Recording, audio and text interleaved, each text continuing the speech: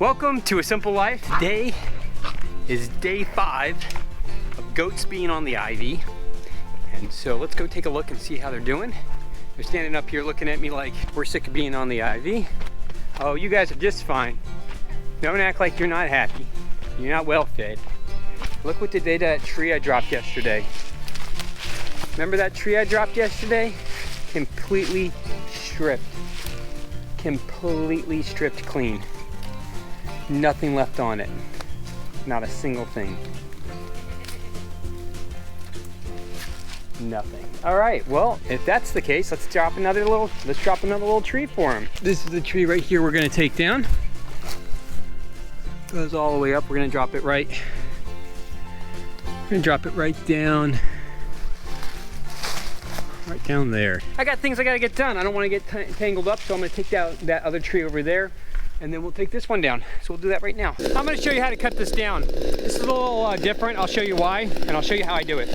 The reason I wanna explain why I'm gonna cut this tree down the way I'm cutting it down is because there's actually some safety issues with cutting down any tree, whether it's leaning or standing perfectly straight up and down. In this case, it is leaning. And a leaning tree, you would think, well, it's gonna fall the direction I cut it. Well, yes and no. Just because it's leaning doesn't mean it's any safer. What happens with a tree that's leaning is it has a bunch of tension built up in the trunk. Just a little knot.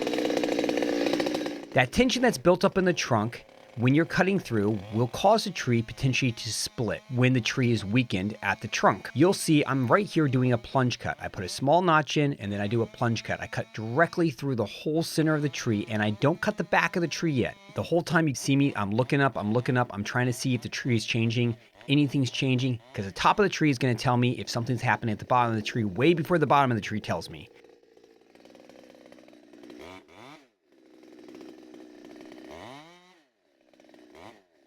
And there it goes. Tree pops because I cut the back end out. So the way I did that, little notch, plunge cut all the way through, and then you just cut out the back of it. And as you're coming back, what happens is this little bit is all that holds, and then the whole thing goes at once. If you start from this side and you work your way forward, what'll happen is you'll get about halfway through and it'll start buckling, cracking, popping, splitting up the middle. It's a big old mess, super unsafe. That right there is the best way to do it. Catastrophic failure versus slow failure in a catastrophic way, if that makes any sense. All right, let's get the big one down.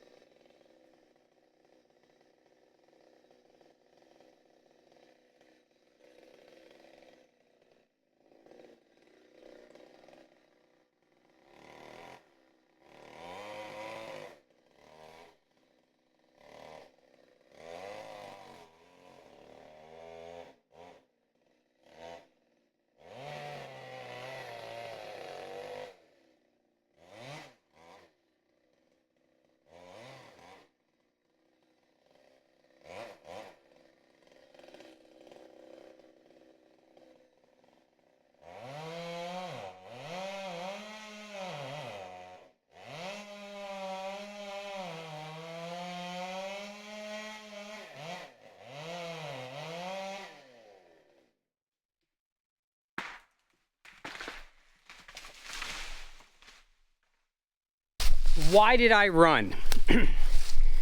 I didn't run because I thought the tree was gonna come down on top of me. I booked out of there and got behind that other tree because I knew there's a chance that this tree could catch a limb up there, bend it over, and that limb could, when it comes back, snap and fling at me. Even with a hard hat on, which I don't have, but even if I had one on, I would have done the exact same thing. I'd already planned to go behind that tree. When I started cutting the tree down, I knew that was there. And so it gave me the perfect exit. So if anything came back, it's not gonna go through another tree and hit me. but I wanted to be behind a bigger tree, something that could block me from getting clipped by a branch. You'll see occasionally videos of people, they cut a tree down, they stand there, they watch it go down, and then they get hit on the head, whether they have a helmet, they get hit by a branch. Usually it's not catastrophic, but I'll tell you right now, if I walk over, there's gonna be branches around the base of that I did not want to be hit by, and you never know how they're gonna flick back. So that's why I moved my butt. I turned my saw off, so if I tripped, I wouldn't fall on a saw and pull the trigger. That happens. Your natural reflexes is when you fall or something hurts you, you clench your muscles. So I turned my saw off and I got out of the way before anything could happen. Think about that stuff. I'm not telling you what to do. I'm telling you what I do. Only reason why I know that is I've had somebody tell me that, hey, listen, you got to be careful with your saw when you fall, when you cut yourself. A lot of times you'll clench, you'll actually open the throttle even more. It can be even worse. So you always have to be thinking about those type of things. I only know because somebody told me. So anyways, goats should be down in a minute. They heard that fall. All right, let's get the goats over here and they'll have some more food for the day. That tree's on the ground now. I'll show you where it fell and we'll look at the broken branches around it so we can see if my hypothesis is right about branches coming back and hitting me. So this is where the tree fell, right here. There's my hinge wood. Okay, so those dead branches is what I was worried about hitting me. And I'm not really seeing much. Oh, here you go. Never mind. Speak of the devil. There you go. This one right here goes all the way back over to there. That right there. You can see where it buried itself, right where I was standing. If I would have stood here, I would have taken that in the head. So that's why I went straight back here and right to here, because right here I'm fine. With those big branches, you never know how they're gonna flick back. So yeah, if I hadn't, even with the helmet on, this would have jacked me up pretty good. This, I don't know what kind of wood this is. All I know is I'm gonna come back for that log just to make some boards out of it. That's either walnut or maybe dead maple, maybe cherry, maybe it's cherry. I don't know, that's really beautiful. This is really, really beautiful. I'm gonna come back for that log. That's a really nice straight log. Hey, goats, come on, goats. Yeah. Come on, goats. Yeah.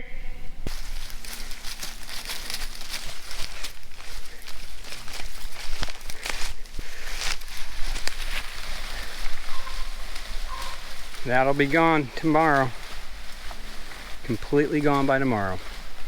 They found their afternoon snack. I'm gonna go back and check on Herman. I just brought him a snack up of his own. His sister and niece sent him some oranges and walnuts from their farm in California. I just found this. I didn't realize we had this big, huge madrone here. That's a good sized madrone. That thing's huge. Is that an eagle? Hold on. Is that an eagle? What is that up there?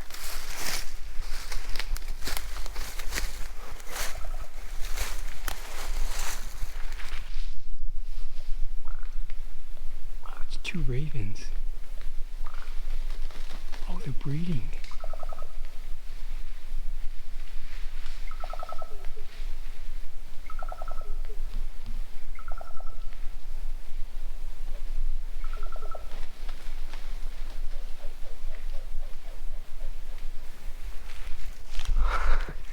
I've never seen that. I've never even heard those sounds before. That's really interesting. I've never heard them or seen them even get close to each other. That's so cool. I wish I had a better camera. That would have been a perfect spot for like a 100X. But we'll get there. One day at a time, we'll get there.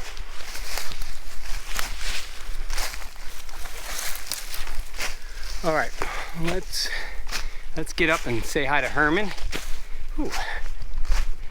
And then we're gonna get home, and we've been working on Colette's horse corral for the last week, and so we're gonna get down and do some of that. And I'm gonna film that and put that all out in one big video, so you guys can see the whole process versus me doing it a little here, a little there. But yeah, so we'll do that. I'm gonna check on the goat water.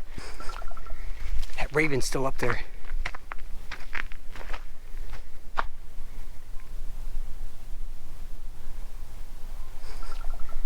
That raven's still up there making mating calls. That's really cool. I've never heard them make mating calls before. Oh, look at this. We got the motley crew. Cut that big one down too. Not today.